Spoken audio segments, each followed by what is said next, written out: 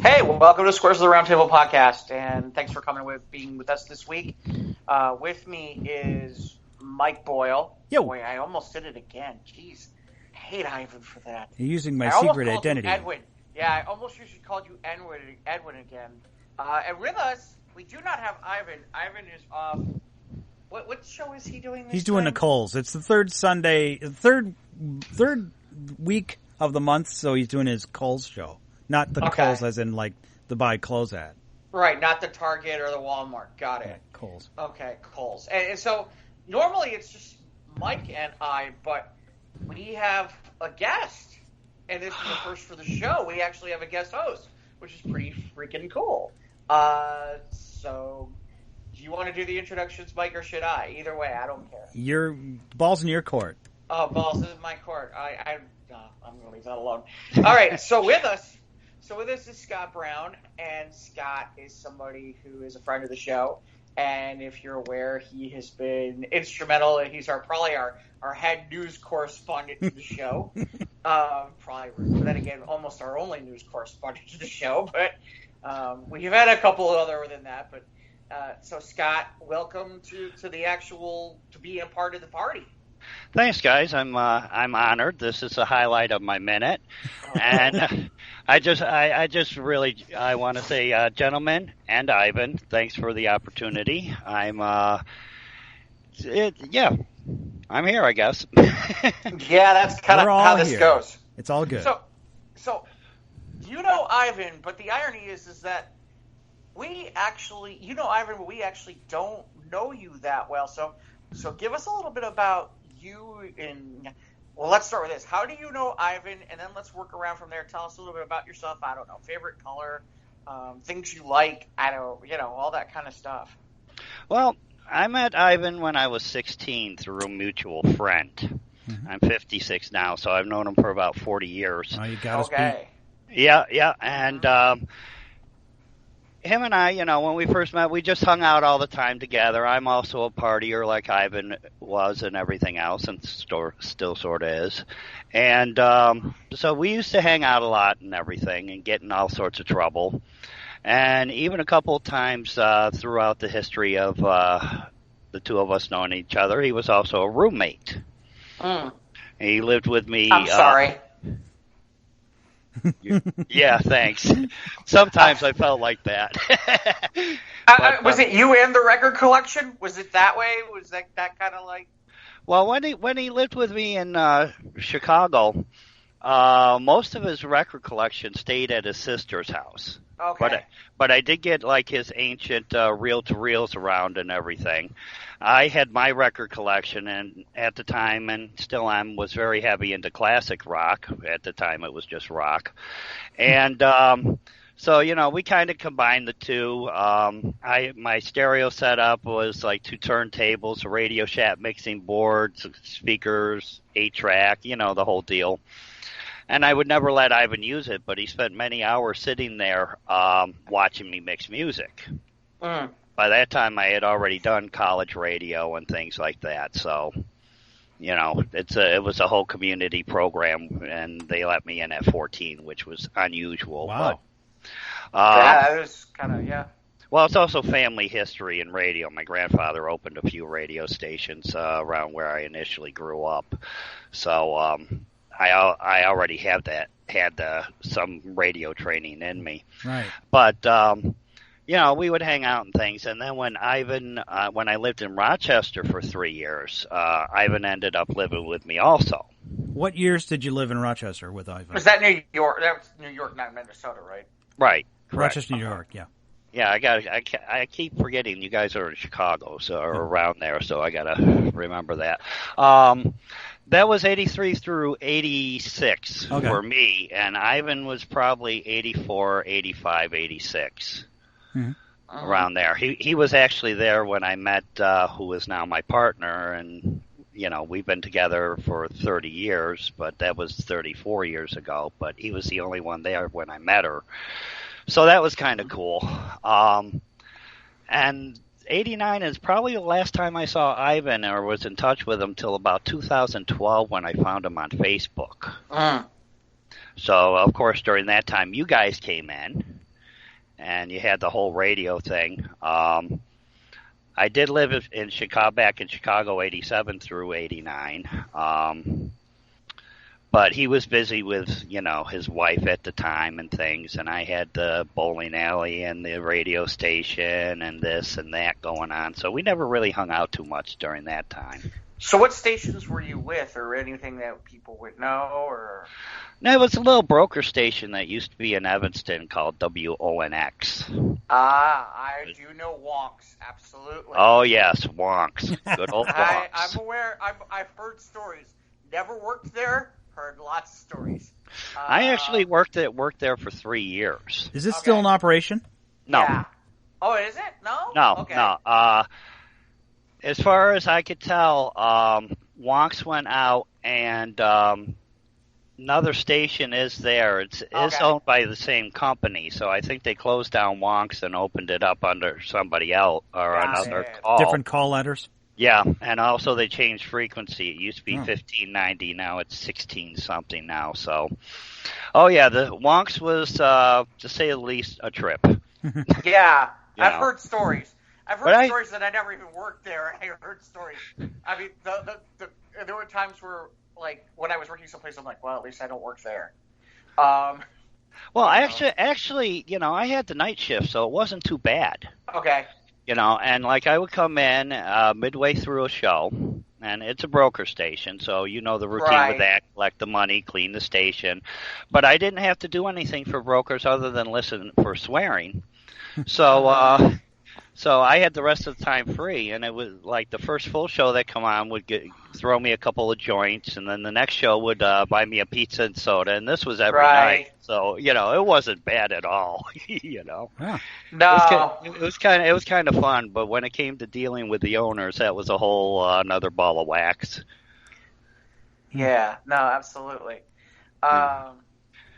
Yeah, that's one of those stations where I had heard things, and one of the ones I didn't work for. The other one that was amusing was what's his name? The guy who owned the car dealership, who's no longer with us. The guy who gave a lot of money to. What's Solozzi Edelson?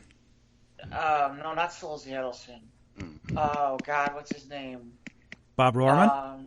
No, not Bob Rorman. Oh, this is gonna kill me. He's got a stadium named after him at Loyola. Damn it, it's right on the tip of my tongue, and I can't remember. So Wonks was the only Chicago station you worked at, Scott? Yeah, okay. And then it was the college station before that, which was actually a 1,500-watt FM station, and it covered pretty much all of the Finger Lakes in upstate New York. Okay. So that wasn't bad. And on that station, I had 2 shows. I had, from 3 to 6, I had a show called All That Jazz. Ooh. And from 6:05 to 10, I had a show called Not Fragile, which of course was rock. And I did that 5 nights a week for, again, about 3 years, 3 years, just before I moved to Rochester.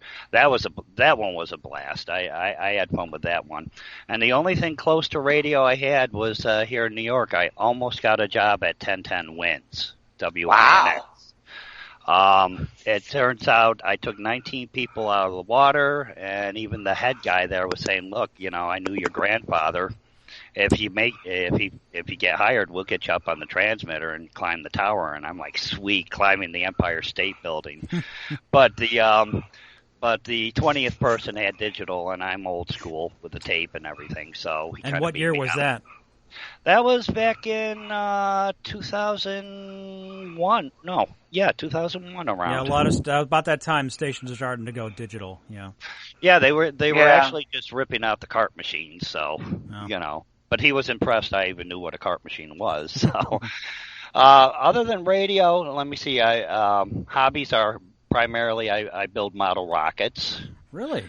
Oh. For the most part. I'm into ham radio. Okay.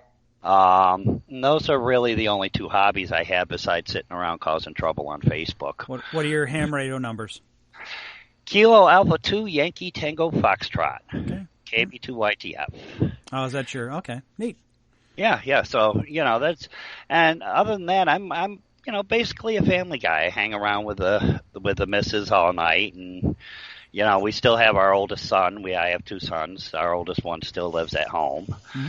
So, he's around, just basically do family stuff. Uh-huh. So you're retired, or you have a part-time job, or what do you do? I work when it's necessary. My other half and her brother has an apartment building in Brooklyn, and my brother-in-law also has an apartment building in Brooklyn. So I work at the 2 apartment buildings, doing things like once a month cleaning the hallways. But other than that, it's repair work, light plumbing, electrical, things like that. Yeah. Right. So nothing super thrilling, but that's also not a full-time job. I have bad legs, so I can only handle so much on my feet. Oh, okay.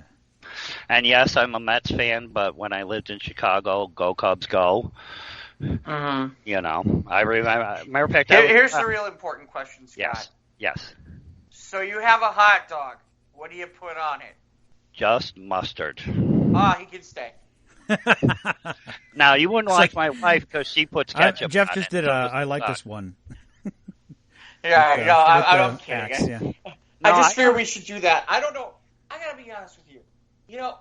I got on Facebook back in 2015, and there was a meme post about hot dogs and no ketchup, about that whole thing.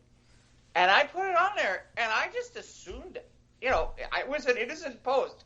And I was just like, yep, that's how it is. And all of a sudden, everybody went nuts. And I'm like, when I say nuts, political post nuts.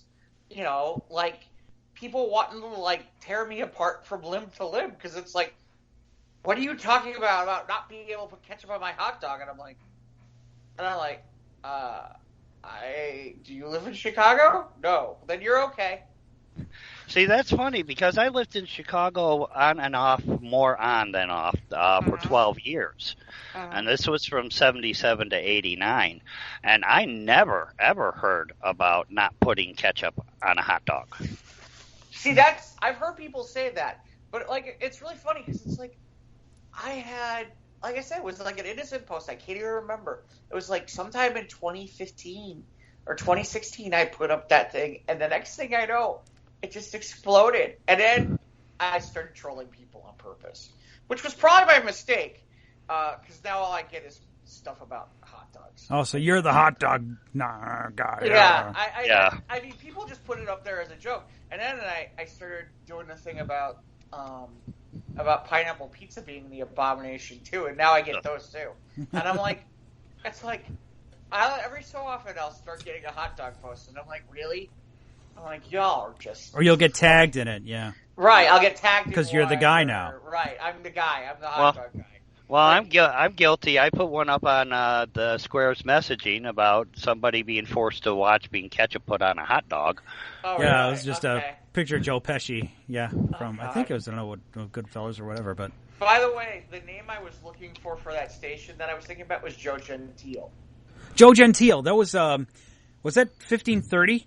Yeah, JJG. WJJG. I almost got hired there. I've heard... The stories I had heard about Joe Gentile was there were times when they're not supposed to be on the air, and Joe would show up out of the blue and be like, "Yeah, I got something I want to say," and he'd be like, "Turn the transmitter on." It's like, "But Joe, no, I'm talking now." Or there'd be a show on, and Joe'd be like, "I'm in the mood to talk. My station. We'll just give him back money later." I've heard stories like that, and it's just from what I heard, it was that was kind of how that station went. I don't know what it is like now that Joe's been gone, God bless his soul. But yeah, and that was another one I'd heard wacky things about. Yeah, I got a whole story about how I almost got hired there. Yeah. Maybe we'll share that for another day. But anyway, Scott. Because we did a lot of... If I didn't know we were going to have Scott on, we could have talked more broker radio today than we did last time. Oh, I loved last week's show. Last week was we just hopped in the canoe and we just let the river ride us wherever it went. Yeah, that was, and all because I was giving ironically, I gave that same presentation. It's one I'm working on about connecting and network connecting and being careful about, you never know who's around, you might say something and you might regret it. And of course, this time I had nothing about the Fabulous Sports Babe in that one.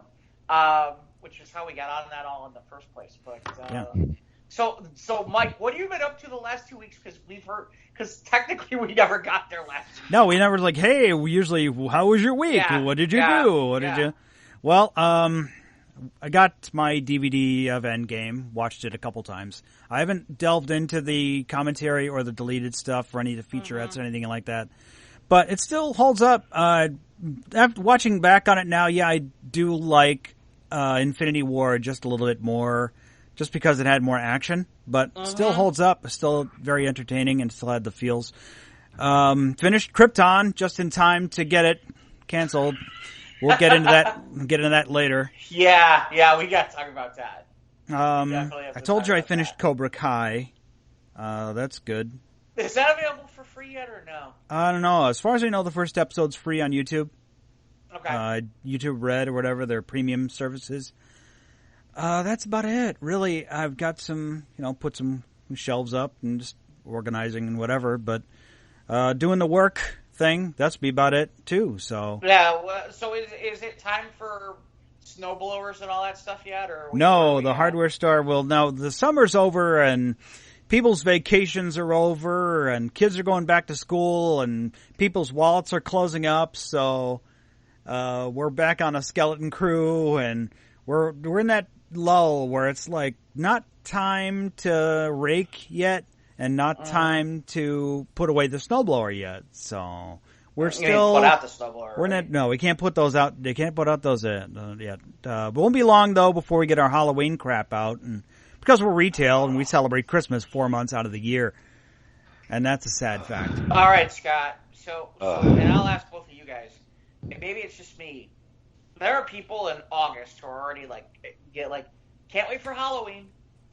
Oh my God. Do you people understand it's cold? It can be cold in October. Yeah, it can. But also be very warm. Yeah. I think one year it did snow while the trick-or-treaters were out. Oh, God. No, the one year I did see that. But yeah, I have a lot of my Facebook friends who are like, Halloween is their Christmas. It's their, most wonderful time of the year. Because they're all dark. And I'm fine with that. They're cool. You enjoy what you enjoy.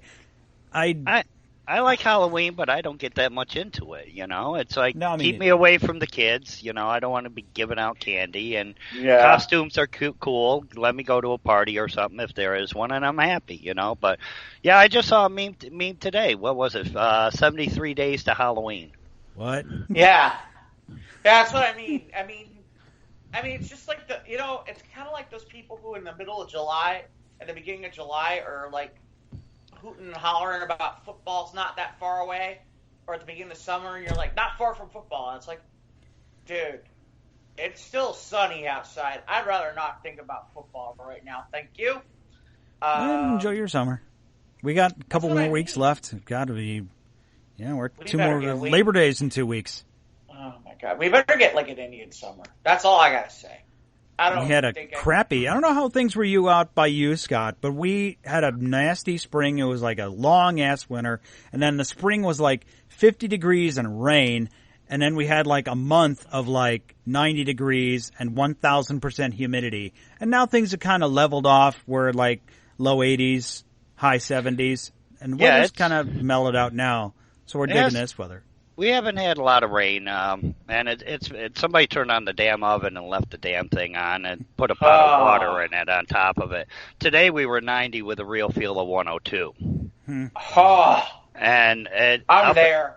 Up until probably about 2 weeks ago, for 20 years, I haven't had air conditioning.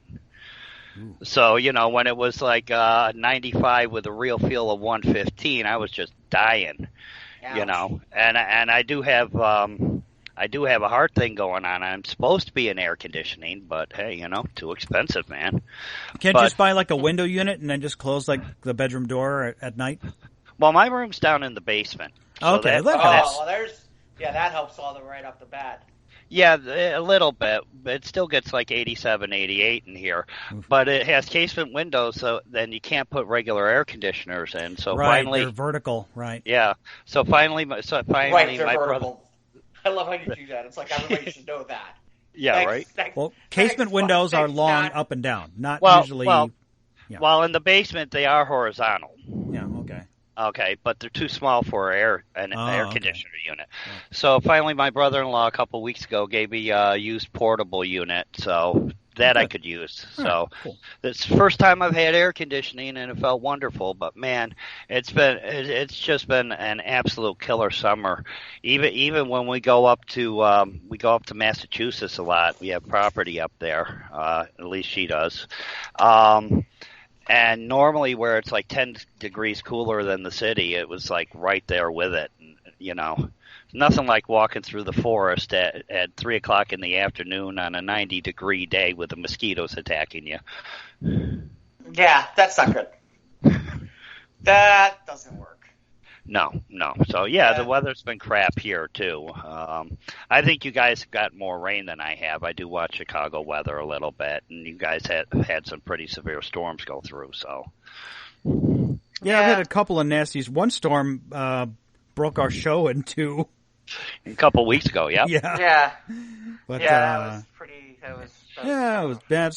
But at least we didn't lose the show altogether. We didn't have to redo it. So, You wouldn't have gotten Ivan back. No.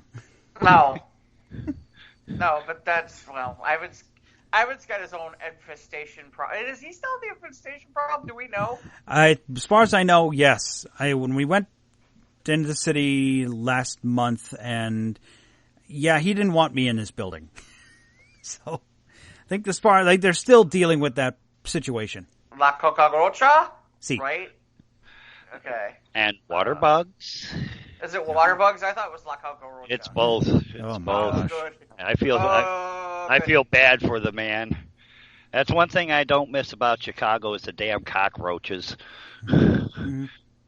You know. Well, yeah. Well, he showed me where he's moving next year, so that should be much nicer. With parking.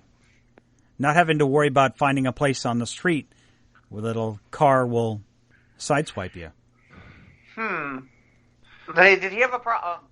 See, he's got to have moved then from the last time I had been to his place because they had a parking lot. At least the last time I had seen him, but No, he doesn't have a parking lot now. Okay. His parking lot is Diversity Avenue. Okay. Yeah, then they definitely moved. Yeah.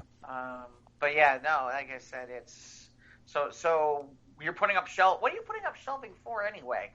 I'm action figures, man. I put up my Marvel Legends shelf yesterday, and of course I'm collecting the ones from the MCU, but it's I got to pay a late tax if I want to have a couple other ones that are missing from the set. So that's okay. Doctor Strange. I know there's a Vision coming in October with that Fat Thor wave, and Scarlet Witch. There was a 2-pack, but that's going for crazy money now. Like I said, I might have to pay what we call a late tax. That you get it at the time, and now it's going to cost you. Or you hope that maybe if you're lucky, you can find a Chinese knockoff that isn't garbage, and that can fill the void. Yeah, it's funny. It's funny. A while back, the All Yeah podcast guys would talk about some of the knockoffs they've seen. So I've seen pictures of some of the knockoffs that are out there. And there's some stuff that's hysterical. Yeah, there are some crazy ass, especially like 80s and 90s stuff.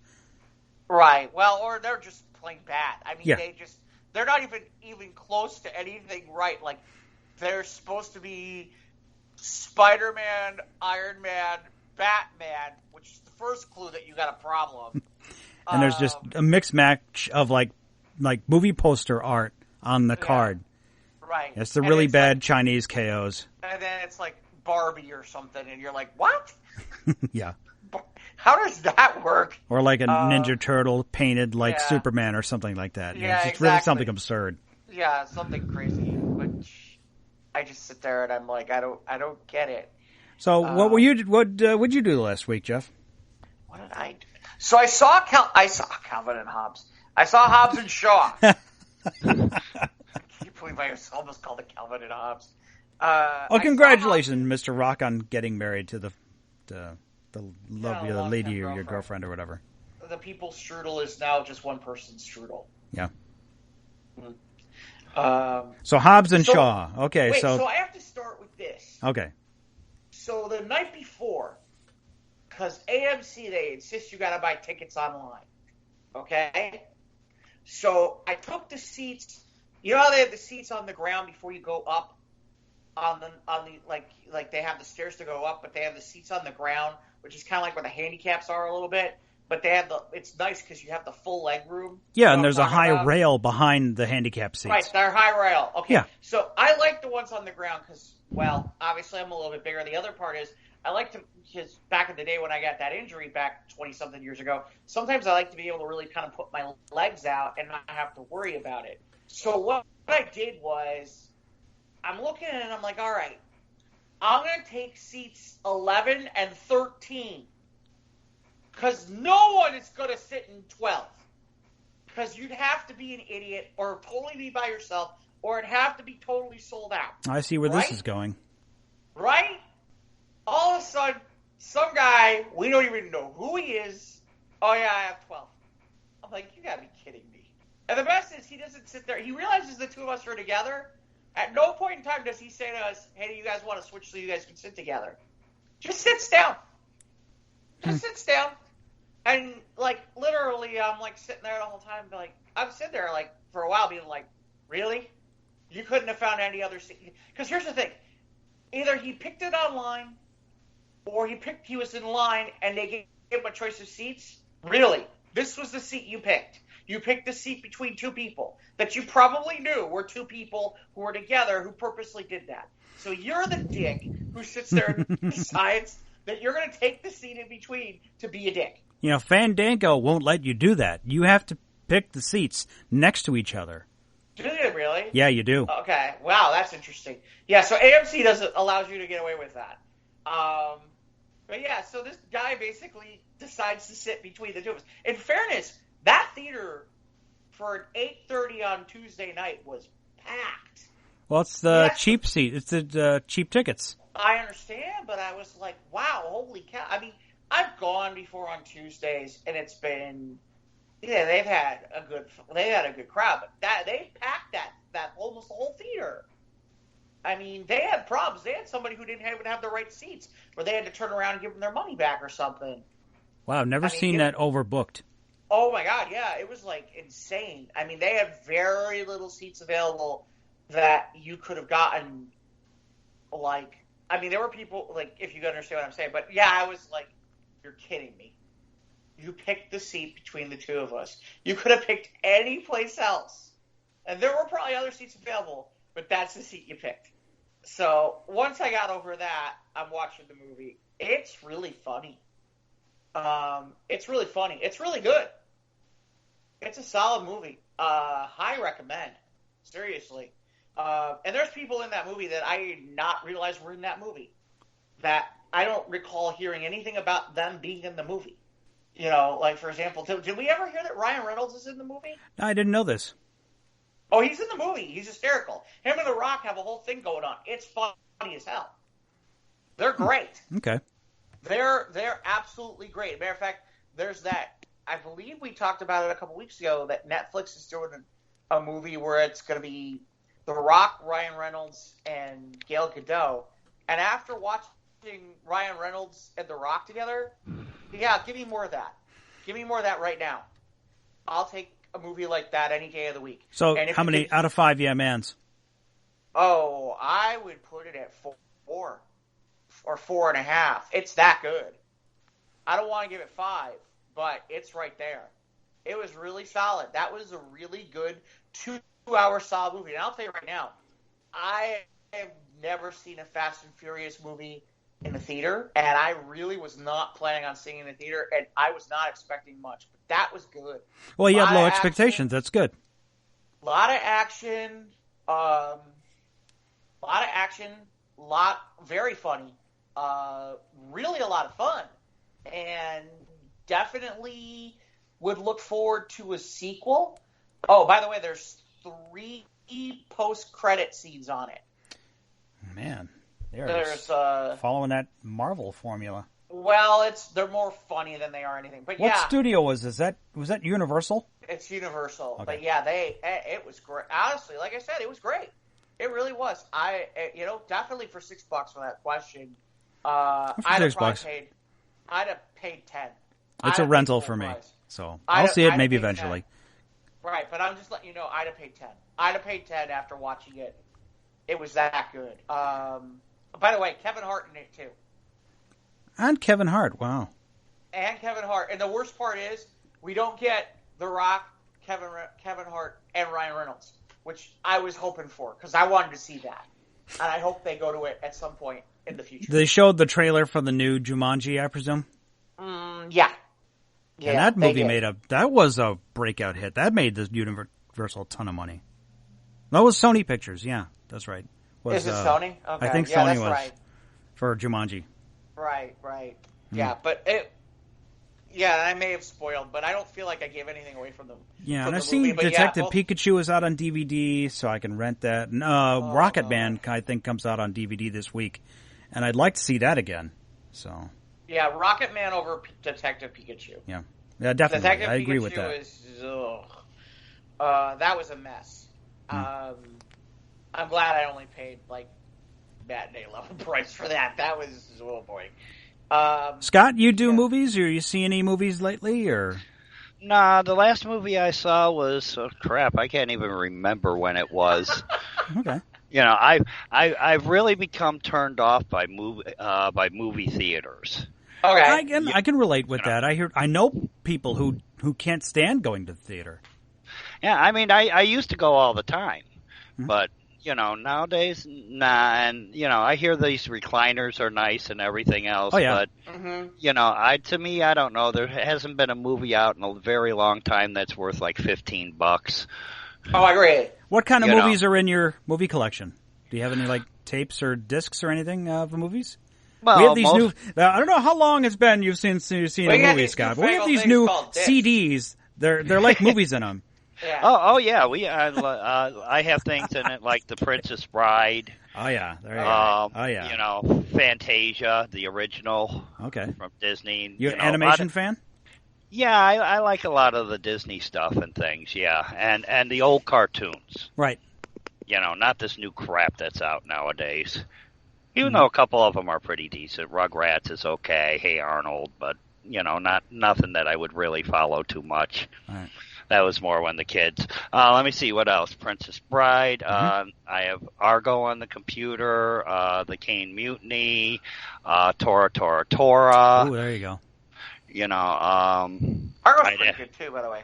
You gonna go see the remake of Midway? Nah.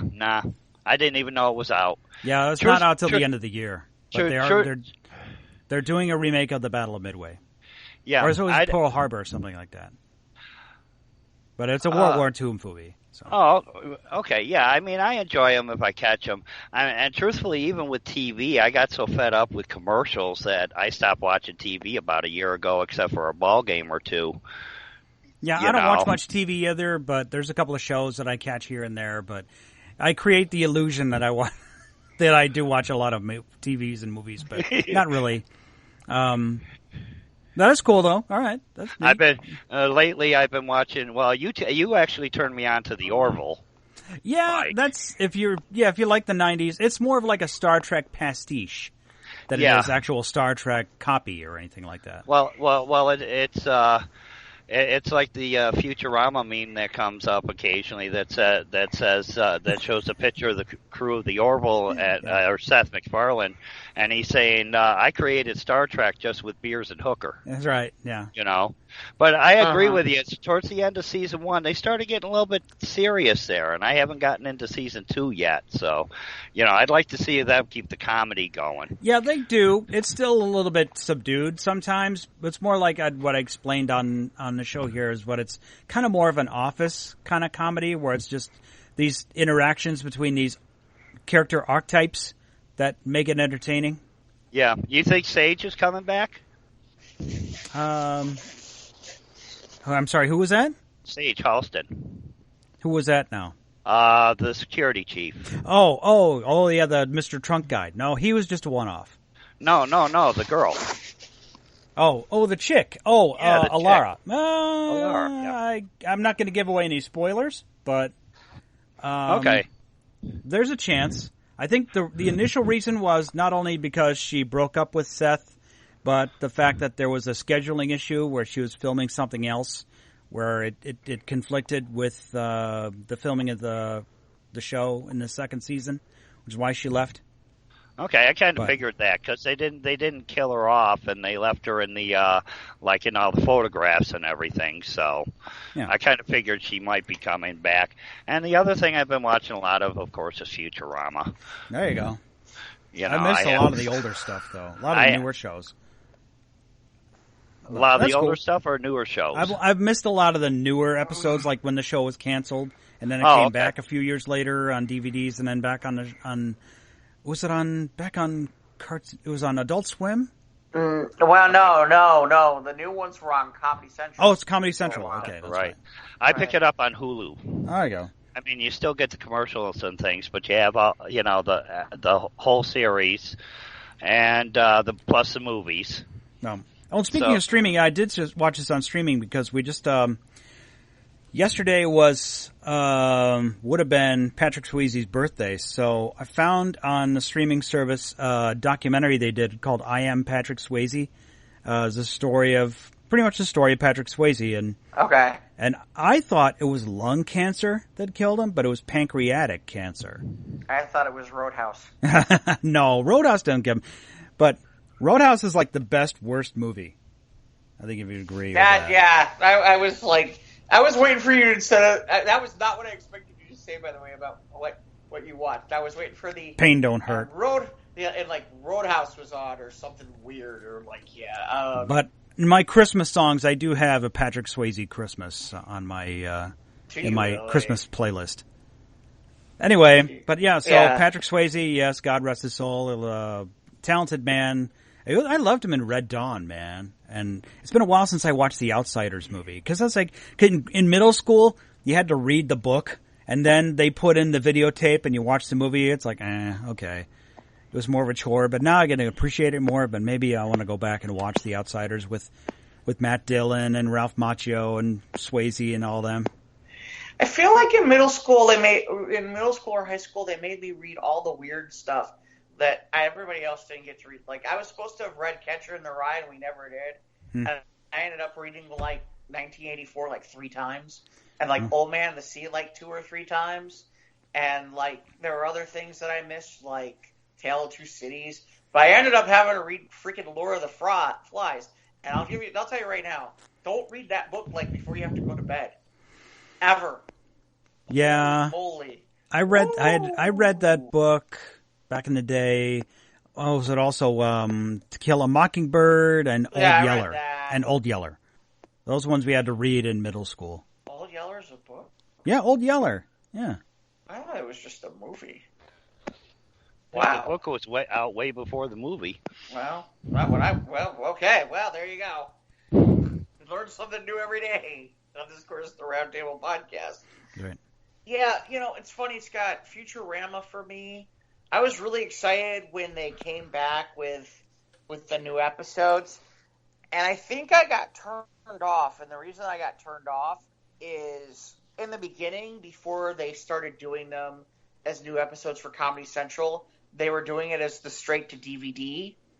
Yeah, before it came back, they were putting out right. And then they would put them on and then at one point they were putting them on Comedy Central as straight to DVD, but they were putting them as new episodes, so they'd break them down into half hours. But really, they were longer movies, so it was it wasn't nearly as interesting because you're watching them as half hours than you were watching it. Yeah, the longer arcs kind of take you out of it a bit because it's more digestible in a 22-minute episodes format. Mm-hmm. Yeah, but also to take something like a movie and break it into pieces, that's annoying as hell. Yeah. That's like on MeTV trying to watch the Carol Burnett show. Sorry, that's an hour long. I don't want chopped down mini versions of every skit and everything in between. I want the show. So I totally understand that. Yeah, well, the thing is, I understand sometimes about chopping down, but the problem is when you're writing what is essentially a 2-hour movie, and you're breaking it down to 22-minute episodes or something along those lines, it's like, okay, this doesn't seem nearly as fun. If you only watch the 22-minute episode and you miss the first one, you're like, oh, okay, I guess. Who cares? It's like, this is still back in the 2000s where you could tape them or DVR them. Right, but it was just like, you had to watch all the episodes. It wasn't like they were standalones. They were all more arced versus the early days. There was nothing that was arced. It was all standalones and all kinds of funny jokes and stuff. And, it was different. And maybe the back end ones in the end changed, but those ones where it was straight, where it went from DVD to network were the ones where I stopped watching after a while. Well, network also cleaned them up a lot. I mean, there's a lot of, it's like the old cartoons that had all the things for the kids to laugh at, but had a lot of hidden adult humor. Futurama was sort of the same thing, and when they took them to network, they cut most of that out.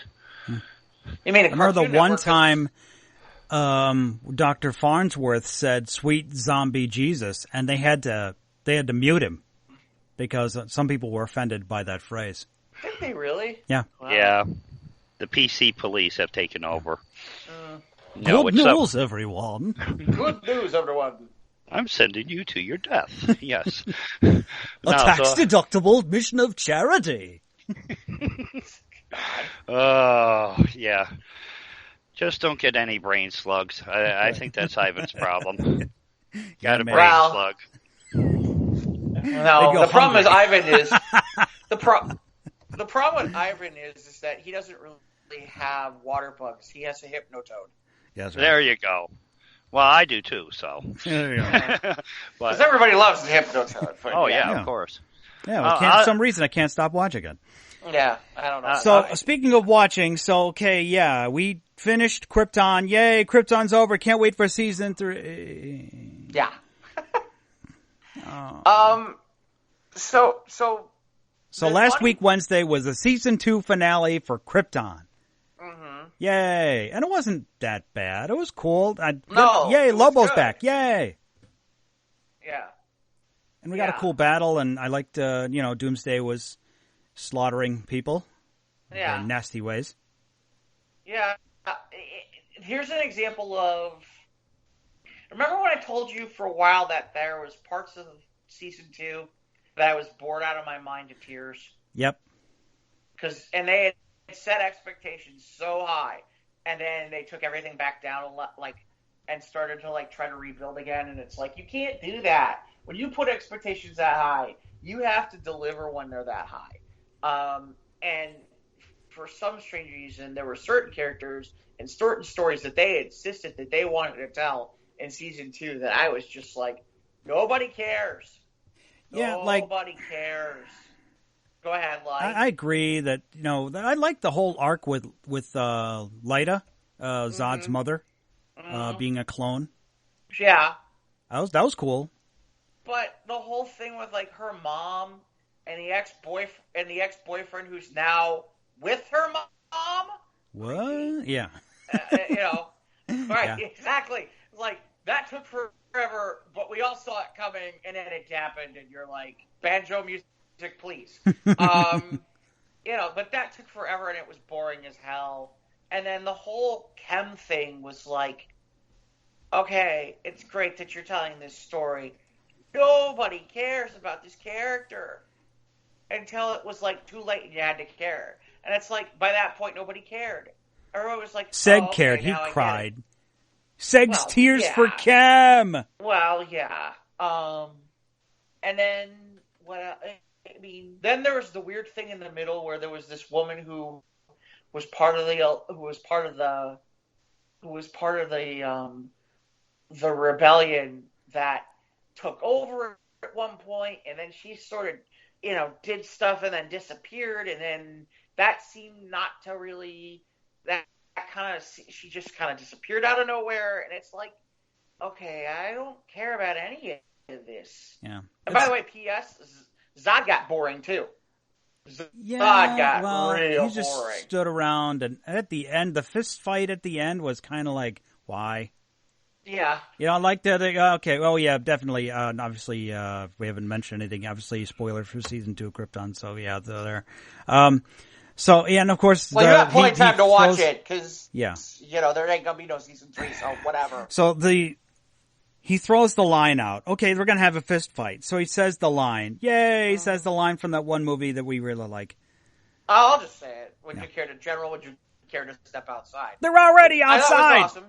They're already outside. Well, okay. He said it for the sake of it, saying it.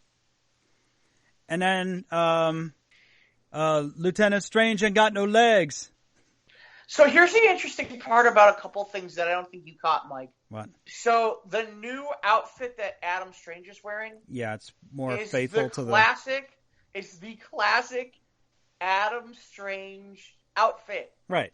That I'd presume in which he sits there and goes, and now I got a rocket pack. Great. Now you look like Adam Strange, we all know. Okay. Got it. When Zod says that they're going to take the fleet to Sector 2814, that's the Green Lantern. That's the Green Lantern coordinates for the Sol system. Well, no, that's the Green Lantern Corps designation numbers. Yeah. Right. Which I was excited because I'm like, oh, maybe we'll get Green Lanterns in this show. Now we're not. No. Speaking of little Easter eggs, I did catch, because watching it in 4K, watching Endgame, when just before the rat turns on the quantum tunnel, the van is in a spot marked Lang, but below the name Lang was the number 616. It's like, oh, okay. So here's the other question, and this will be the question I'm curious about, is and we can, I don't find spoilers, whatever. So obviously Nessa takes the Zeta beam back to Rand, and somebody's invading. And here's what's not clear: is what she sees in the skies. There's two options to what she saw. Option one is that's the Thangarians. Yeah. That means you're talking about Hawkman or Hawkman. And that right. Well, it's early for Hawkman, but the Thangarians, you get the idea. Right. And the Omega sign would be about the Omega Men, which ironically was part of the Wolfman Perez Titans. That's what spun out. So I'm curious how you would put them involved 200 years earlier. I'm guessing it would be the former, but no, I guess we'll never know. So but here's the other thing it could have been. The Omega is also the symbol for Darkseid, and those could have been parademons. Yeah, which would explain all the bodies. Well, no, because there's a Rand Thangarian war. Those two worlds have fought for ever. So it's possible that they were doing parts of the Rand Thangarian war. Yeah, we didn't hear those crazy screeches though that we heard in Justice League. So that's because we don't have the Zack Snyder cut now, do we? I know we're never gonna get the Zack Snyder's cut. Yeah, God, fuck them. Seriously, I'm so. You know what? Hashtag take your Zack Snyder cut and shove it up your. This is the first month we haven't had a Zack Snyder story. Yeah, I think it's about time Zack Snyder got off his couch and said something to an interviewer, and that'll create 10 news articles about what Zack Snyder would have liked to see. Yeah, in really, Justice League. Seriously. Okay. Yeah. But anyway, so the next day, yay, Krypton's over, season 2, can't wait for season 3. Next day, canceled. And they canceled the Lobo spinoff series too. Sad face. That was the best part of season 2 was Lobo. Yeah, was Lobo. Well, Brainiac was good too. See, this is what I'm talking about. Anytime they put Seg and Strange together, it was fine. Anytime they put Seg, Strange, and Lobo together, it was even better. Yeah. If you had Seg, Strange, Lobo, and Brainiac, it was all good. That was good stuff all by itself. They could have spent the whole season with those 4 characters and doing like a Yakety Sax Benny Hill chase with the 5 of them. Or some of that kind of stuff. Well, the part where Brainiac takes over Seg and pretty much turns Seg into this superhuman thing, that was fun because you can't have Superman, but that's the closest you're going to get for a while until they end up on Earth. Until they wind up on a planet with a yellow sun. Right, exactly. So, I mean, it was kind of fun that you have Brainiac there to manipulate him to do, like, all this cool stuff, like Matrixy-looking stuff. I mean, that was fun. And everybody's like, how the hell is he doing? Well, it's like, because he has Brainiac in his brain. But yeah, I'm crossing my fingers. I'm crossing my fingers that either HBO Max or DC Universe will pick up one or both. Oh, that reminds me, I wanted to watch Hush. I've heard okay reviews about it. Some people say it detracts from the source material, but I do. Have like you ever read DC. the book? No, I never read Hush. Okay, so Hush I have read. Okay. Hush I actually owned at one point. Hush is... There's only one problem... Well, I'll leave that alone. Yeah. Until maybe one of us watches it, then we'll discuss it further. Well, the biggest thing about Hush is, in some ways, Hush himself is not the biggest part in the end about Hush. It's something else entirely, and I mean, I don't know. I mean, in fairness, Hush has been like 10 years. Am I allowed to say out loud what the big deal is, or no? Okay, we'll just give it a little spoiler space. I mean, in case. Well, yeah. Spoilers okay, for spoilers. Hush, 10, 5, 3, 1. I mean, the big things from the comic are, one, that's when they bring back Jason Todd. Okay. 2, Hush is his own character, and there's certain things about Hush, but really at the end of the day, it's about the fact that the Riddler has been able to answer the biggest riddle that there is out there, which is who's Batman. So in the end, the big villain is the Riddler. Really, not exactly Hush. That the Riddler's kind of put a lot of this into motion. But there's a lot of interesting aspects to it, and it's a good story. There's a part of me where I'm like, I am cringing about the idea of, do I want to watch it on video? Is it really going to do it justice? Because I don't think they're giving it enough time to do that. But yeah, I guess I'll see it eventually. I mean, the 2 Death of Superman ones, I guess there's another one coming out with Wonder Woman coming out later in the year. I think that one's next.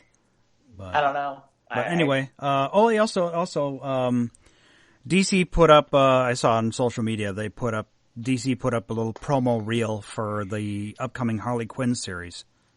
And that looks really violent, man. It looks bloody. Oh, is that the DCU? Well, I've seen stuff for that. Yeah.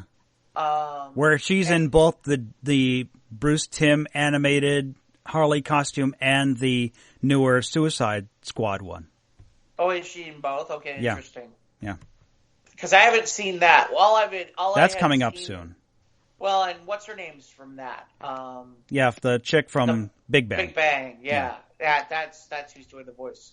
So that's going off. I mean, that's... And I think next month we get season 2 of Titans, so I can start watching that. Oh, God. I still haven't watched I'll let you know how that goes.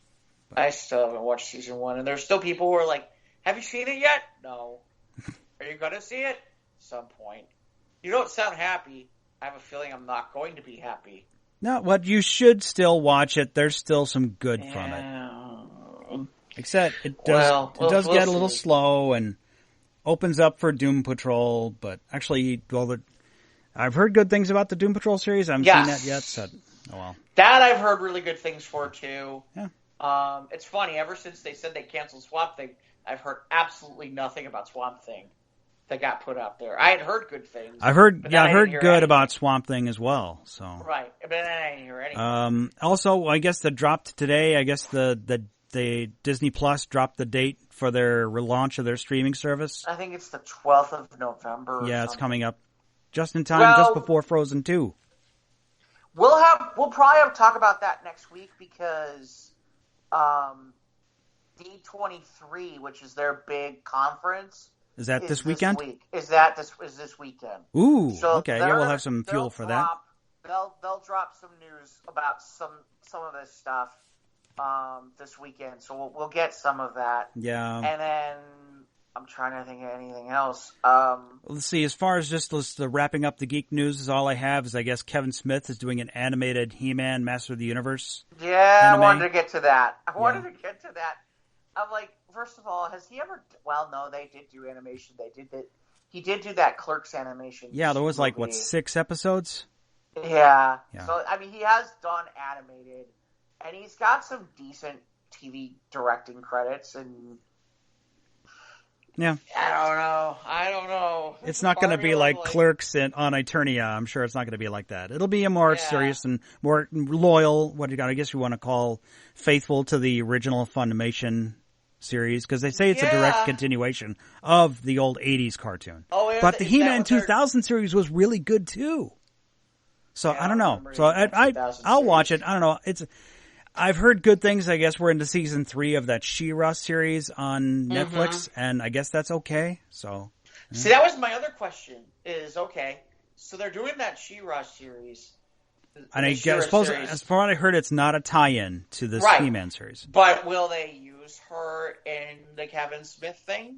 I'm sure there's enough characters between in the old 80s series. Maybe we might get a crossover episode or whatever.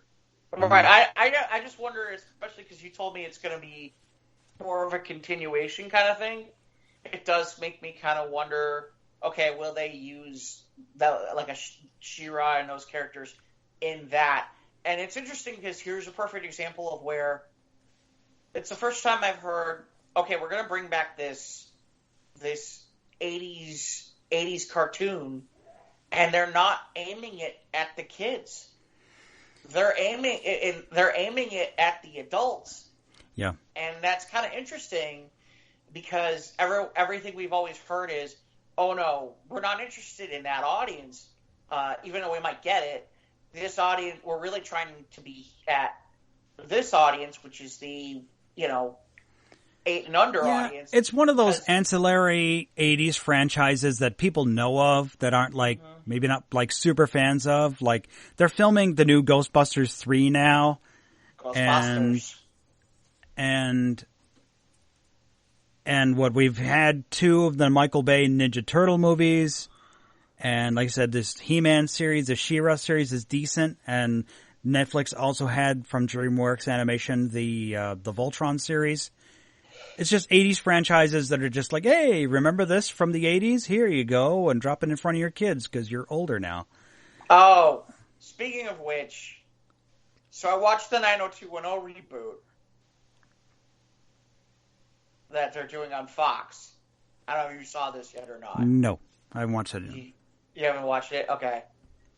So they're at least doing something a little different with it, which is they're playing caricatures of themselves as real people instead of the characters themselves, about creating a reboot of 90210.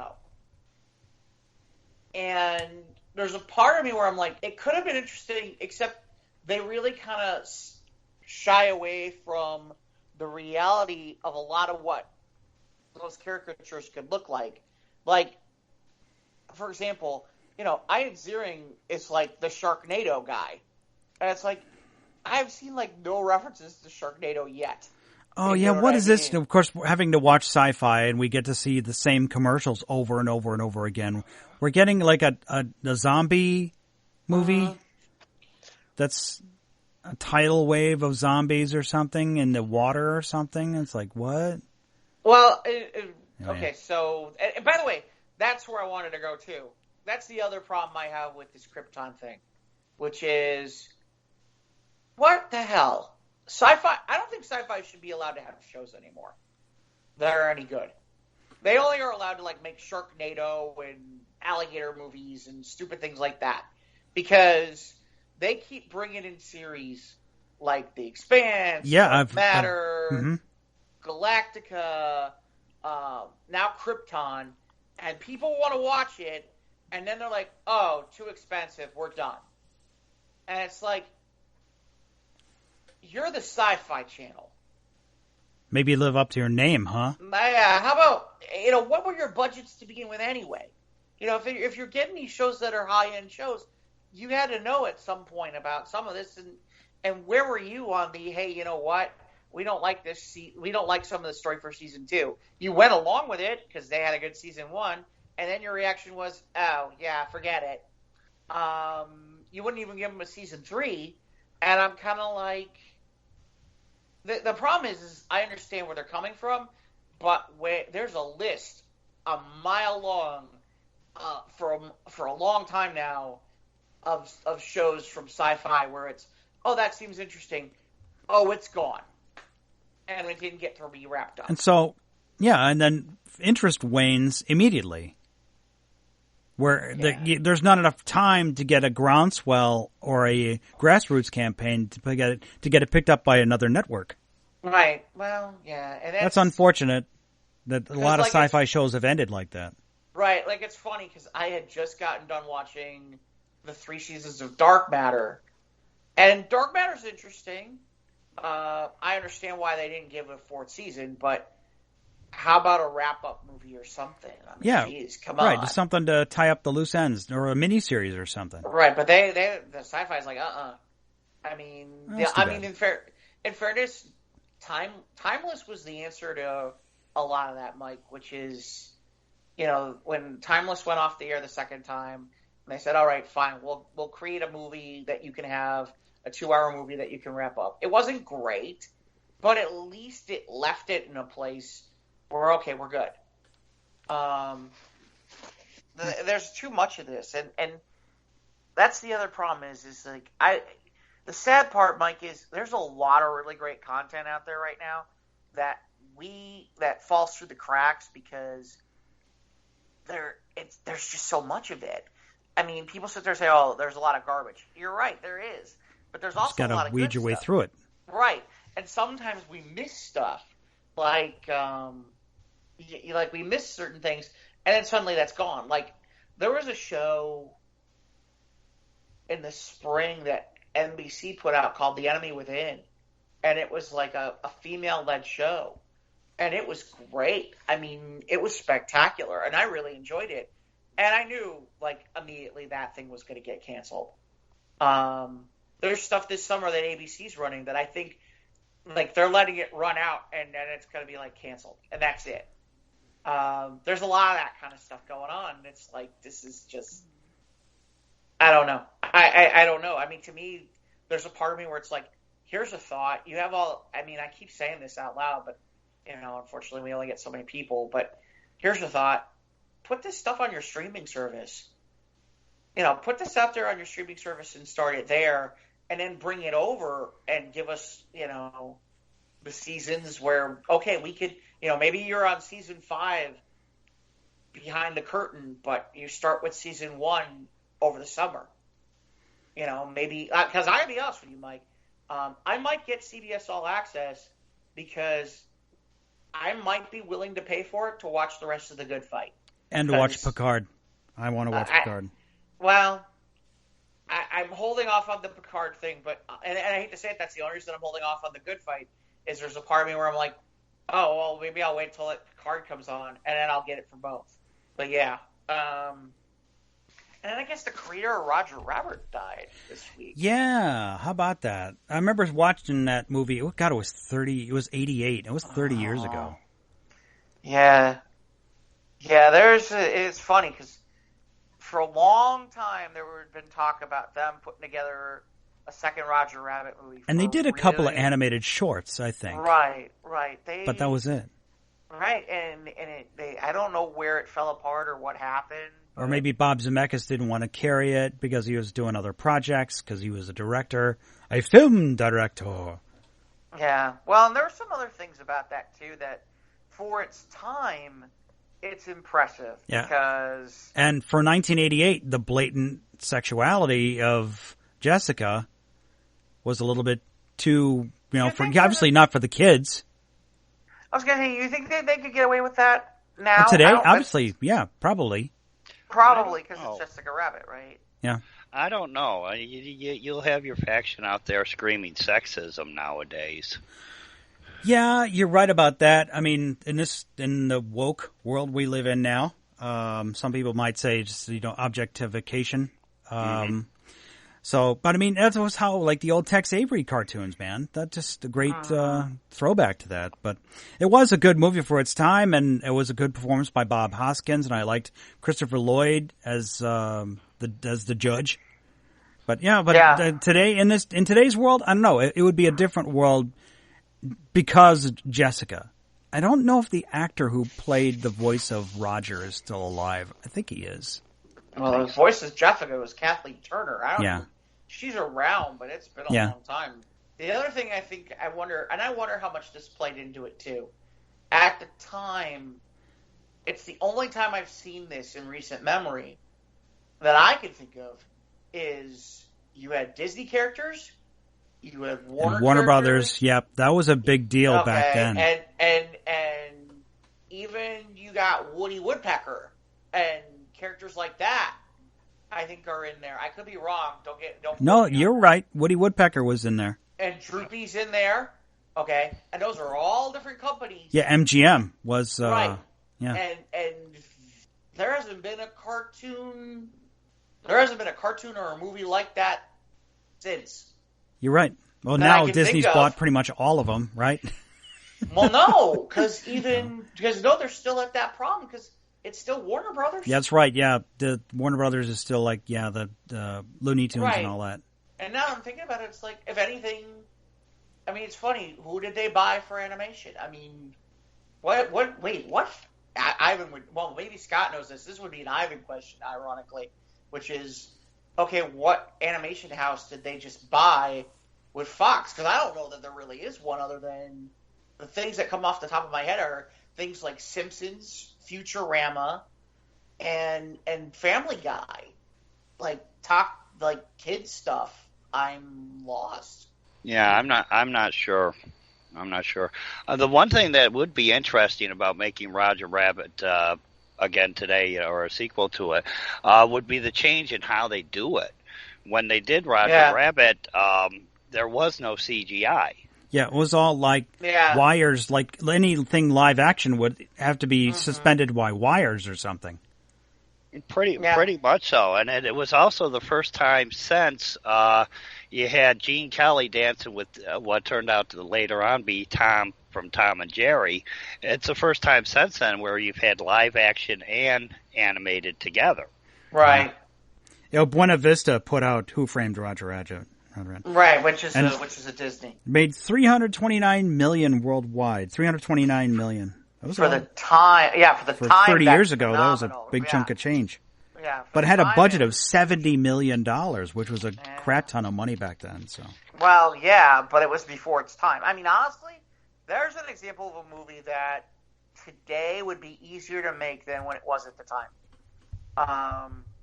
And that's what I mean. Using the CGI, how would it look different? Yeah, that's true. That's an interesting point. And here's the other thing. Here's the other interesting question. If we're talking about Roger Rabbit today, think about, you're talking 1988, it's 2019, that's, 31 years ago? Right? Mm-hmm. Or am I doing the math wrong? That's 31. 31, yeah. Think of all the animated characters that have been added since that time. Yeah, all the Animaniacs. I mean, right. Who else gets added to that? Who else would be out there? In the 90s, all the Nickelodeon and Cartoon Network characters. Right. I think Dexter should be prominent.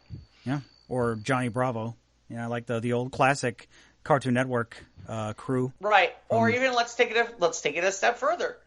And you're going to laugh at me when I say this because I know that neither you I'm going to laugh at you anyway, Jeff. Well, I know, but Ivan would probably be right on top of this, which is okay. What like manga-looking characters like would the Dragon Ball Z guy get thrown in there? Or? Yeah, I don't know. They didn't. Or the They didn't Yu-Gi-Oh put. guy. I don't think they had any anime in Right, Roger Rabbit but- back then. Well, it wasn't. It was Right. mainstream back then. Right. At that time, that didn't At the time, exist. it was I just mean, what was going on over in Japan. It wasn't mainstream as it was now. You've got your Dragon Ball. You've got all your other ones. I have Right. so many ones you could pick although now. if you're keeping Toontown like a 1940s, 1950s town, Yeah, then Western probably- style animation. Right. If you're doing that, then you're right. Some of the anime characters would go out the window. The Animaniacs would fit. I don't know about Johnny Bravo. I don't know. Or the Cartoon Network. Yeah, the ones. Or some of the Cartoon Network Yeah. people. I mean, the funny part is you could. I don't know. Could you get away with adding The Simpsons or South Park or? I don't think so. Or Family Guy. Or American Well, if it's Dad, Disney, or... then it's Fox. Then that means Family Guy will be in with Right. Mickey. So. Right, but that's what I mean. And The Simpsons. Now there's an interesting idea. There'd be an interesting idea. Have a scene between Mickey Mouse and Bart Simpson. It could get controversial too. Bart, when you're with Mickey Mouse kicking the crap out of Bart Simpson. I saw a viral video where the voice actress for Bart saw a guy and it was a young kid in front of a store, and obviously he had no idea that she was the voice of Bart until she saw Right. it. And she bought some cookies from him or something like that. Mm-hmm. That was cool scene, but anyway, yeah, Roger Rabbit. That's something that happened. So rest in peace. Something that happened. Yeah. That was Something a good that movie. happened, yeah, That was a well- movie back in the day. That was a thing. It just happened. Yeah, it just happened. It happened, It you know. happened long Well, ago. It's a in a generation. not in a galaxy. Oh, I'll bet that was that movie dropped. When that news dropped last week, a lot of people be like, "What's Roger Rabbit?" Dad, what's Roger Rabbit? See, that's what I'm talking about. Is because of the fact that Roger Rabbit didn't Fell into obscurity. kind of right. They didn't do much with it after that, No. and it never went anywhere. And the irony to me is that's why I'm kind of laughing, because there's a part of me where it's like you would have thought after that movie those characters were going to be like iconic characters for kids for years, and it's like no, they're not. No. No, they're not. 30 years later, that is a... Because the movie had a lot of adult humor, so the movie wasn't just for little kids. Right. You had a baby smoking cigars. Yeah. You had a busty lounge-act woman. Mm-hmm. And what else? You had the weasels toting guns around. Right. Yeah, but, it's still cartoony enough that Yeah. it was I think it was It was PG or pre-PC, PG-13. that's for sure. Well, yeah. But the point I'm getting at is you never did a sequel. There were never really a lot of follow-up cartoons. No. It's been standalone, and really it's the kind of thing where it's more sentimental for boomers and Gen Xers. Now, maybe there are Gen Xers who showed their millennial kids. Maybe there are Gen Xers or boomers who showed millennials that movie. But you're right. For certain people, it's by the way, apparently Disney Plus talking about. I don't know. Do we care about an Obi-Wan Kenobi series with Ewan McGregor? I do. You do? I don't. What? I don't. If there's going to be an Obi-Wan series, it better be Ian McGregor. Okay, let's put it this way. Do I want an Obi-Wan Kenobi series? No. I do. I know. I'd take it over The Mandalorian. Yeah, I don't give two craps about The Mandalorian, but I'm going to watch it. Yeah. See, I don't. I'm tired of the Force. Well, The Force. just is wait, my boring. friend. It's coming, the episode 9, and then you'll get a great big respite while the TV shows roll out in 2020. It's funny you say that. So the Star Wars trailer was on when I went to go see Hobbs and Shaw. A couple of years ago, I was excited about the return of Star Wars. Force and all this Awakens, stuff. that was a big deal. Right, and I was man. excited, and now I'm just like, Now you're just like, get it over who with. cares? What? Don't you want to see how the Skywalker saga ends? Oh, no, I do, but I'm not like, okay, think about this. We spent a year on this show going nuts about Endgame. Yeah. We spent a year where all we were talking about was, I can't wait till Endgame comes out. I can't wait till Endgame comes out. Yeah. Okay? Endgame's over, and now it's like, okay, what's the next big movie? And it's like, well, it's Star Wars, and we're both kind of like, okay. Yeah, I'll be there. Right, but we're not like, oh my god. I don't like, oh my god. Right. Yeah. You know, we're not like, I'm not waiting, hitting refresh on Fandango, waiting to get my tickets. Right. I mean, you will when the time comes. Yeah, when that day comes, I'm going to get my tickets. I'll have to buy a row for all my friends. Right, but we're not like sitting there like, oh my god, here are the rumors. I mean, like a year out. Yeah, I'm trying to avoid spoilers because I think some of them are getting a little too meaty. So I'm like, uh-oh. I'm trying to dodge spoilers a little bit. The point I'm getting at, the frenzy level. Yeah, it's not as high as it was. It's not even close. It's not Force Awakens level, that's for sure. Right. But maybe it will. That's the thing. Like, we better get a trailer for a D23. A new trailer for Rise of Skywalker. Or we'd better get something. Yeah, we better get something for that. You'd think that's You'd think coming, maybe right? they want to market a movie. They want to let the public know that there's a Star Wars movie coming. Early. I mean, in fairness, it's still early. I mean, don't get me wrong. It's not. Here's the difference. It's not like there are movies where it's like, and then, oh. Well, this won't be long. It's going to be September in 2 weeks, and then in October we'll get the Big Force Friday, and then the Toilers start coming. I'm like, shit. Yeah, there's that. Yeah, I forgot about that. That's when we'll start to get. Start to get hyped up. Yeah. By the way, that movie that we were talking that I wanted to see The Kitchen. Yeah. Wow, did that flop? Yeah, like a lead balloon. Holy moly! I don't even think it's in the movie. It was funny. I was like, oh, it'll probably stick around for another week or so. Maybe I'll catch it on a Tuesday. That's gone. Really? Let me check my theater and see if it's still in there. We had high hopes for that. Well, it's funny because I read an article that someone was like, obviously someone saw that movie Widows and thought this was a good idea. And it's funny because I'm like, yeah, it does have a similar vein to that. And it was like someone out, and then they were talking about the numbers on Widows, and that really it found its legs on demand and DVD and streaming. Yeah, the kitchen is on, looks like one screen. Wow. Yeah. Well, it came out 2 weeks ago. It made a ridiculously low number. I mean, it made less than, what was that horrible movie that she made with the Muppets? Oh, the Happy Time Murders. Yeah. Happy Time Murders. That should say all you need to know. Ivan went and saw that. I remember. Happy Time Murders made more money than The Kitchen. Wow. It's just sad. That shouldn't have happened. The trailers look good. Yeah, it seemed interesting. Looked good. It looked interesting. I just wonder if how many people's reaction was kind of along the lines of, yeah. But the thing is like here we are saying, oh man, it looked good, but did we see it? No. Maybe that's your answer.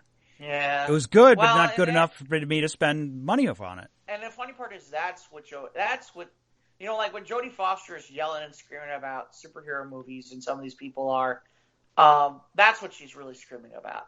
What she's really screaming about is a movie like that back in the day would have been a decent sized, good run for yeah. Instead, we're waiting for the next Spider-Man or the next Joker or whatever. And the thing is now she has a point, I guess. Right. Well, that's the thing. Now it's like a movie like that will find its legs probably on demand and on cable and stuff like that from in the rental world. You're right. And it'll get word of mouth and it'll be fine. But they're depending on box office to make that work. And if box office doesn't hit to a certain number, then that's not good. Now, Scott, you have a movie that you like like maybe a Princess Bride being an exception, obviously, to the three of us, but a movie that didn't perform very well that you enjoyed very much? Not really. Not really. I can name numerous shows that the reviewers didn't like, as far as off Chicago theater, like Making It, which that show I hated the cast, but you're talking about theater. Yeah, theater. Okay, but not movies. Nah, I mean I can't remember half the movies I saw anyway. The Hypnotoad was there, so. I'm trying to think. I don't know. While maybe he's I thinking, saw some obscure one someplace. Right. Well, you were all like, "Oh man, it's like it was here and gone in the theater," and yeah. Oh. Yeah. I think probably the only one I could think of was the old back in the mid '70s. They did a movie on Evel Knievel. And it was a horrible movie, just him touting himself and showing like a all his documentary, jumps and everything. Well, yeah, it was sort of like a biopic of him before biopics were popular. Okay. And it didn't get good reviews, but I enjoyed it. Okay. Of course, I liked bikes and the fact that he could jump them. He may be a moron, but he could jump them, so okay.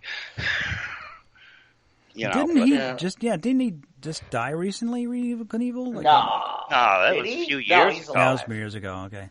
No. There were news about it that came out. Maybe I'm thinking about Super Dave. Yes, you might be thinking about Super Dave. Yeah, that's what I was thinking about. Okay.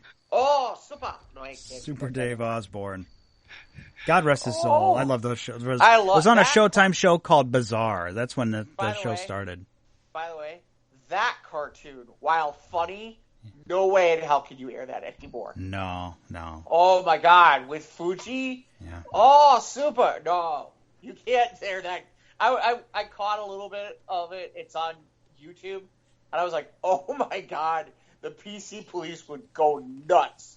I mean, the woke people would be like, what are you doing? You can't air. Oh, yeah. Yeah, it's too bad because it's funny. Speaking of stereotypes, I guess these protests in Hong Kong are prompting a boycott of Mulan. Yeah, I haven't read up on that.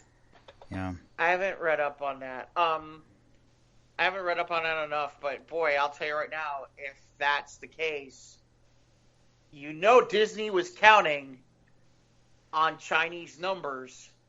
Yeah, a large percentage of the movies that come out now depend on the Asian market, specifically China. Yeah. They cater to it. Boy, that's especially think about it this way. When you plan your budget and you think that that's going to be something where you think you can, based on what it is and all that you think you can make a certain amount of money based on the Chinese market alone, that could be a huge blow. That's too bad because it's gonna possibly mean that movie, which may work just fine in America and most of the rest of the world, they may possibly call that movie a failure, which is hysterical.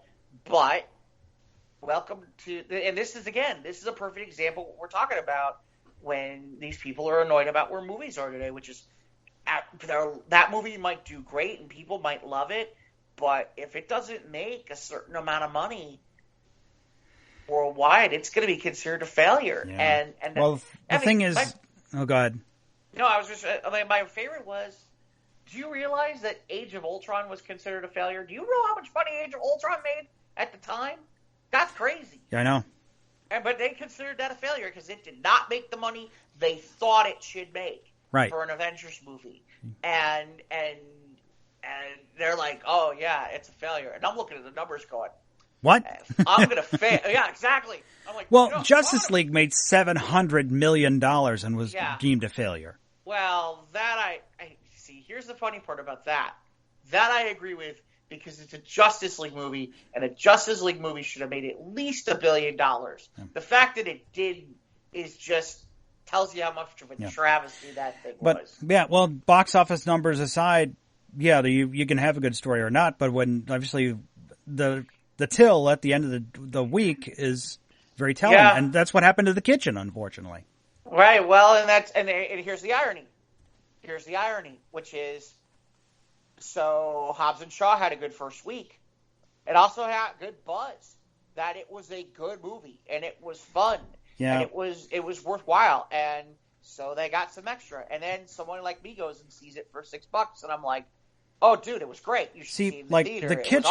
The Kitchen got panned by critics, but it's 68% on Rotten Tomatoes. Yeah, see, none of this makes. This is why. And here's the irony. By the way, Scott, here's the reason why I end up with a lot of movies. Okay. Which is if I rent it on demand, it costs me $6. If I go on Tuesday or I go on a matinee, it costs me $6. Okay. Yeah. So I'm kind of like, there's a part of me where I'm like, I can either stay home and watch it for $6, or I can go to the movie theater for $6 and get better sound. And there's something about being in the theater and feeling the bass in the gut in your belly. You know? Right. And in fairness, I see both sides of it. I can see your side of it too, which is, you're right. I'm with you. My odds of paying $15 for a movie are low. Yeah. And then there's the odds of the guy next to you who's going to have his phone out half the film. Exactly. Or or if you get in some of the older theaters that still have the stadium type seating, you get the woman with the freaking beehive hairdo in front of you, that old classic one. Or the idiot that won't take off his hat, and I can make popcorn at home for what, 59 cents for a bag. True. There you go. So it's the whole thing. I understand what you're saying. It's like listening to music on, like, say, Spotify, and then going to a concert. That's right. Sure. It's a whole. Don't even start with me about concerts. We could be on here a long time because the price of concerts is insane now. You don't have to tell me. I just saw Blondie and Elvis Costello. I saw the Dead and Company. So, yeah, I know what concerts cost nowadays. Yeah. Well, Madonna's coming to the freaking... Okay, so Madonna's coming to the Chicago Theater. And I was She's playing the Chicago Theater, not the United Center? She's playing the Chicago Theater, which is why I was sitting there going, you know what? I might want to see her there. Okay? Until I heard how much it cost. What's the ticket cost? It was like somewhere between $400 to $600 a ticket. Nope. What? No. Right. And I'm like, oh my God. I'm like, holy cow. I mean, in fairness, like that time I went to see J-Lo, tickets were like $200 or $150. I think it's what was it? Center. And the United Center. That's huge. Right, and it wasn't. We're not talking about. Okay, I was right there, and I could basically touch J-Lo's boob. We're talking about. I mean, I wouldn't say I had bad seats, but for the $150, I'm like, damn. I mean, I'm pretty far away. Yeah, I mean, ready? Here's the best way I can put it. And now I'm going to sound like Get Off My Lawn, which is, and for $150, I used to be able to be in the front 3 rows for Genesis. Yep. Back in the day when I was a kid. And now it's like $150. I might be up in the freaking balcony. And it's like, that's ridiculous. Yeah. I mean, well, hey, J-Lo needs to pay the rent, man. God, you don't want her to... Well, no, she does. She got A-Rod. A-Rod got all that baseball money, and he got a lot of it. A-Rod, like the most highest paid player in baseball at one point. That guy got $250 million before taxes. Even without after taxes. No, she don't need no money. She got A-Rod. With his A-Rod. Okay, I don't know. No way. No. So concerts, yeah. They've gotten too expensive. My first concert was at in Chicago at the old Chicago Stadium. It was Boston when they came out with their first album, and the tickets were like $20. Yeah. I mean, the crazy part is, the three of us sit there and say no way, and yet people pay it. Yeah, it's a prestige thing, Guilty. The amount of money that people will pay to go see the Stones now. We're not talking about like when they were in their prime. We're talking about like they're barely about ready to hit the wheelchair. That's right. Keith Richards still got another 50 years in him. Right. Like, to go to Soldier Field now. With the possibility that at any point in time, it could rain. I mean, the prices I've heard are like, that's nuts. Y'all crazy. For that kind of money, I could buy an entire library on spot. I'll wait for the Spotify. YouTube bootleg. It's like funny, like you'll go to YouTube and see like people's phones, cameras of the performances, and they were closer than you, and the video's decent. Yeah. So, oh well. So we got any other geek news to wrap up, or? Well, the only thing, it's funny because Scott mentioned about theater. I did see, and I think it's gone now from Chicago, but if it comes back, or if you're listening to this and you're in a different city, Come From Away, which was on Broadway and had won awards, was here, and it was spectacular.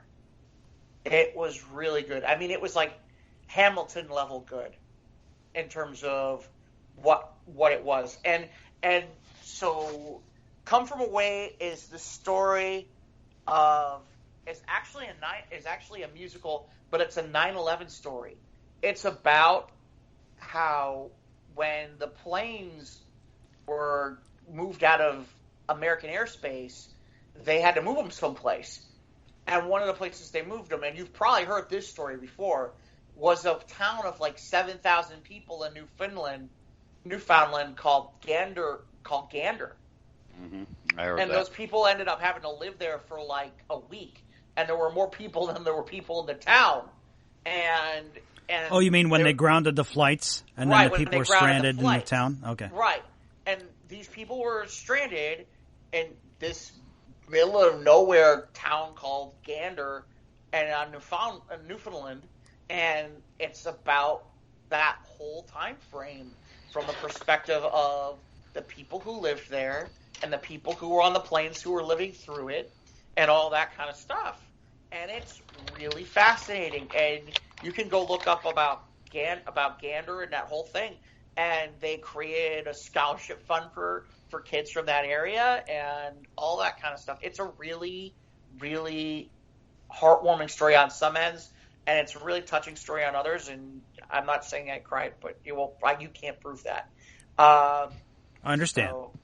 But yeah, it was really solid. And I think it's gone from Chicago now, but I know it's touring at least throughout the United States. So if you get an opportunity, and I don't know if it's still on Broadway or not, but if it is, definitely worth seeing.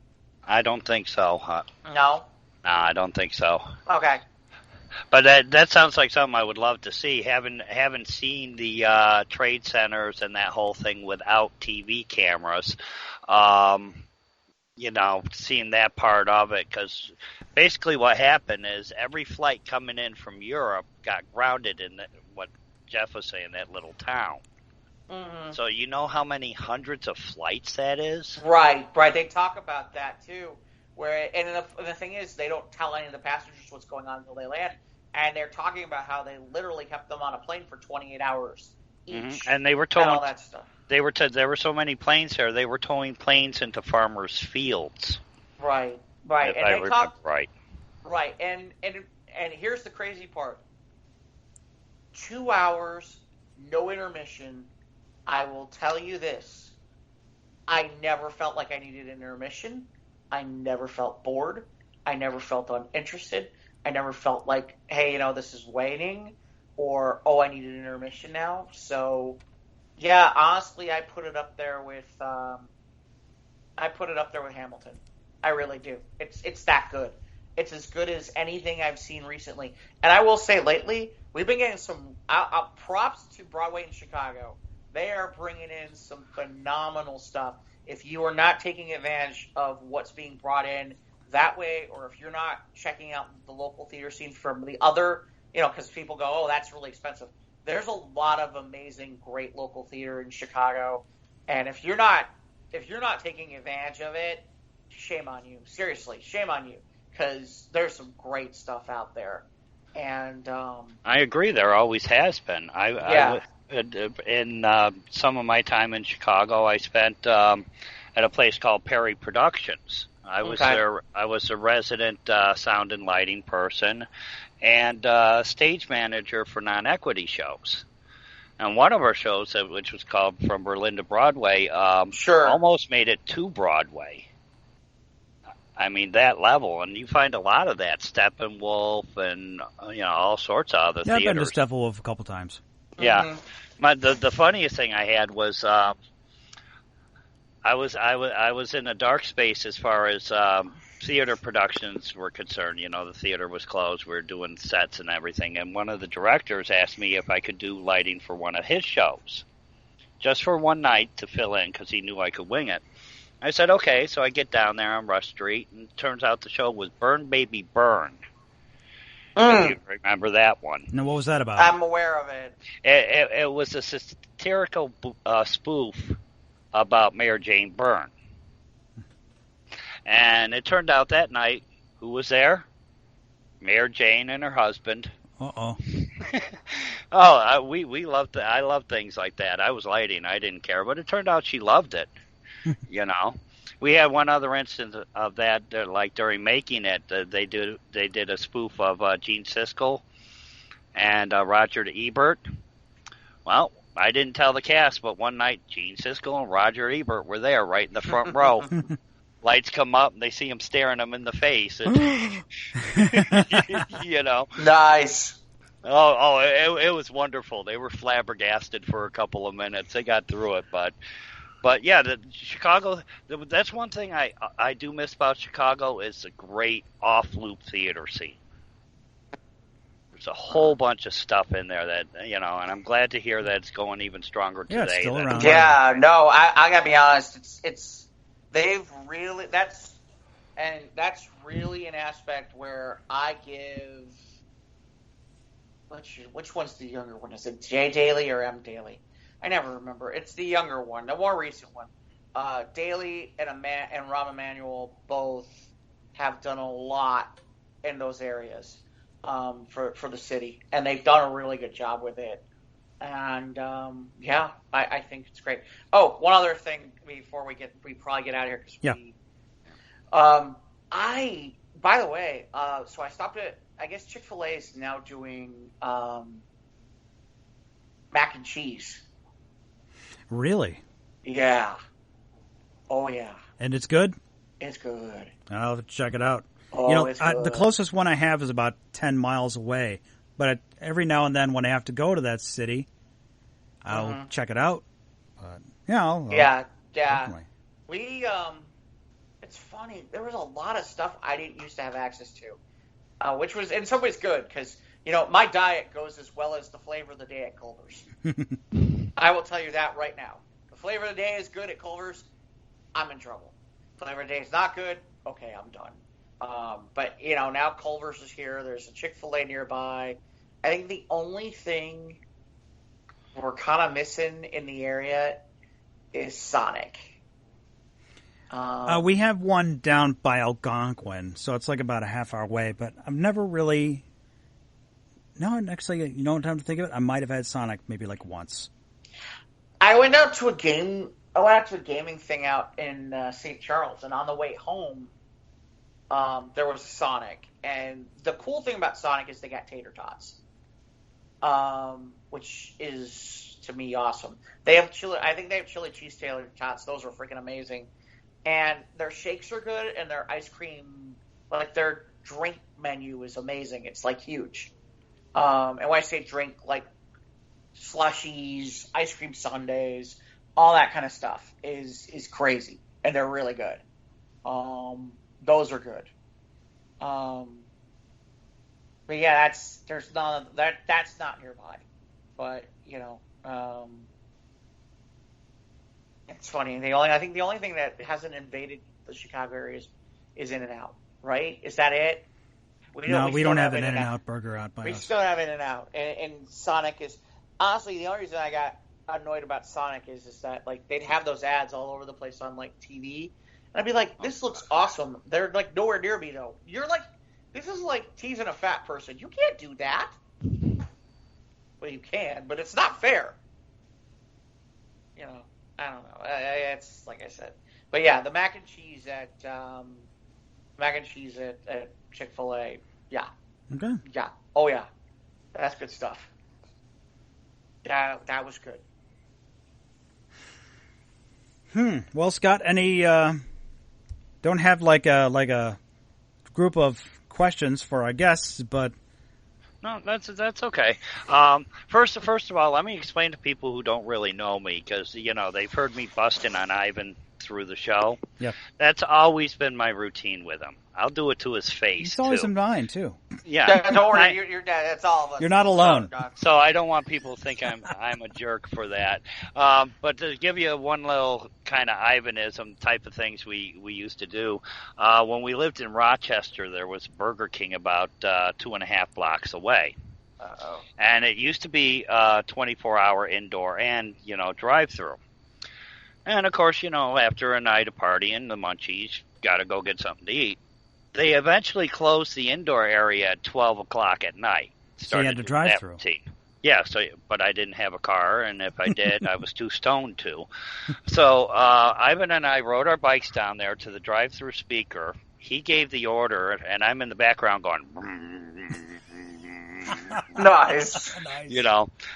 So he gives the order, and then we pull up on the bike and totally freak out the drive-through window people. And it got to the point where the manager eventually said, "Hey, look, no, you can't do that on your bikes." And we said, "Okay." Next day we walked through. So that's because kind you of were hungry and you wanted to patronize the restaurant, but you didn't have a car. Exactly. Right. And if we did, we wouldn't be going to Burger King. It's funny, is because of Burger King is how Ivan and I met pretty much. Is that I would come in, he had the morning shift, I had the afternoon shift at the station. And I would buy an extra burger just to snack on during the day, but then I come in and Ivan was and was like, "Ivan, did you get some food? Here, have a burger." So that's Ivan and I joke about it. That's like how Ivan and I kind of met. It was like through Burger King cheeseburgers. So. Oh, jeez. This reminds me, I haven't tried an Impossible Whopper yet. I want to try it. No. I want to try it. Just once. Really? Yeah, really. I want to try it. I want to see what it's like. Nah. Yeah, I'm with you, Scott. I'm with you. I see. I understand why you wouldn't, but I'm just curious. I want cow. Yeah, I like cow. I don't want vegetarian. I don't want lab-grown meat. I want cow. I love cows. If you go to the pictures on my Critter Cam on my Facebook page, you see tons of pictures of cows. But when it comes to burgers, cow. Yeah, I want beef. Period. Okay, man. I understand. I feel you. Yeah. So so I guess that'll do it for this week. Like I said, we're helping with the environment. Cows make methane. We eat cows. I'm helping. I think you are too. Methane cometh from pig shit. Until somebody pointed out that I fart too, so that was the problem. All right. Sorry, don't do it in an airplane. Well, I've done that in an airplane. Not my fault. But I put a drop of liquid ass in a subway car one time. Oh. But I'll tell you right now, Korean coleslaw worse than any fart on the planet. That stuff is bad. I mean, that's just brutal. All right. Anyway, Mike, where do they find us? That stuff. We're on Instagram and Twitter at SOTRT Podcast. We're on Podbean and Anchor. Download the apps. You can take us wherever you want to listen to us. We're on YouTube. Click the bell, subscribe. You'll know when episodes drop. We're on Facebook and, of course, our sister show, too, News of the Squared. Shout out to Scott! We don't have to do that. He's here with us now. Scott! We're shouting out to him right here. Yeah, I know. I'm shouting out to myself. I was going to say, wait a minute. Didn't we have to do shout out to Ivan? Shout out to Ivan. Ivan! Who's working in the coal's mine, someplace downtown. That's wearing his miner's hat, no doubt.